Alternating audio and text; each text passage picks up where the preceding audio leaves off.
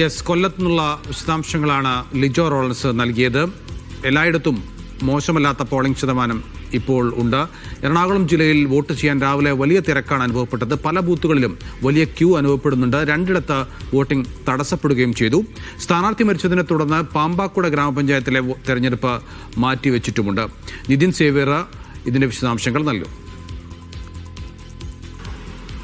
എറണാകുളം ജില്ലയിലും കാര്യമായി തന്നെ വോട്ടിംഗ് പുരോഗമിക്കുന്നുണ്ട്. നമ്മളുള്ളത് തൃക്കണ്ണാർവട്ടം യൂണിയൻ LP സ്കൂളിലാണ്. ഇവിടെ വലിയ തിരക്ക് നമുക്ക് 9 മണിക്ക് തന്നെ കാണാൻ സാധിക്കുന്നുണ്ട്. 9 മണിക്ക് എറണാകുളം ജില്ലയിലെ അവസാന അപ്ഡേറ്റ് വരുമ്പോൾ 9 മണിക്ക് 9.95, അതായത് 10% പോളിംഗ്, രാവിലെ തന്നെ വലിയ തോതിലുള്ള പോളിംഗ് ഉണ്ട് എന്ന് തന്നെ നമുക്ക് പറയാൻ സാധിക്കും. കാരണം മിക്കയിടങ്ങളിലും വലിയ തിരക്ക് രാവിലെ മുതൽ തന്നെ കാണാൻ സാധിക്കുന്നുണ്ടായിരുന്നു. വലിയ പ്രശ്നങ്ങളൊന്നുമില്ലാതെ തന്നെ ഈ 2 സ്ഥലങ്ങളിൽ മാത്രമാണ് ഏതെങ്കിലും തരത്തിലുള്ള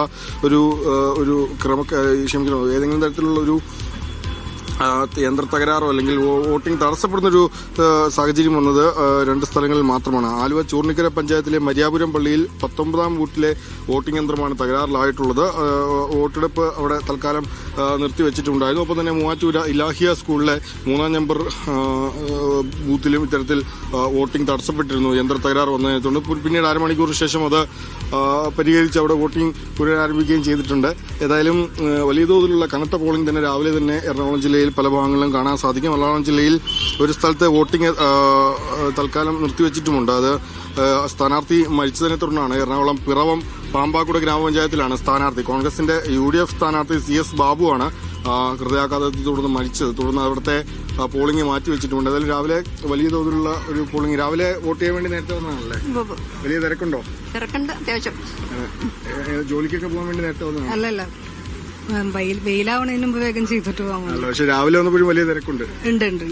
രാവിലെ തന്നെ വലിയ തിരക്ക് എറണാകുളം ജില്ലയിൽ അനുഭവപ്പെടുന്നുണ്ട്. പ്രത്യേകിച്ച് രാവിലെ തന്നെ ആളുകൾ ഈ വെയിലാവുന്നതിന് മുമ്പ് അല്ലെങ്കിൽ തിരക്കാവുന്നതിന് മുമ്പേ രാവിലെ വന്ന് വോട്ട് ചെയ്ത് മടങ്ങാമെന്നാണ് ആളുകൾ വിചാരിച്ചിരുന്നത്. പക്ഷേ രാവിലെ തന്നെ എല്ലാവരും ഇതേ ഒരു പ്രതീക്ഷയിൽ വരുമ്പോൾ വലിയ തിരക്ക് രാവിലെ തന്നെ അനുഭവപ്പെടുന്നുണ്ട്. ഏതായാലും 9 മണിക്ക് അപ്ഡേറ്റ് ചെയ്യുമ്പോൾ ഈ ഒരു 10% പോളിംഗ് രാവിലെ തന്നെ നടന്നിട്ടുണ്ട്. 1 മണിക്കൂറിലും ഇത്തരത്തിൽ തന്നെ കനത്ത പോളിംഗ് നടക്കുമെന്നാണ് പ്രതീക്ഷ.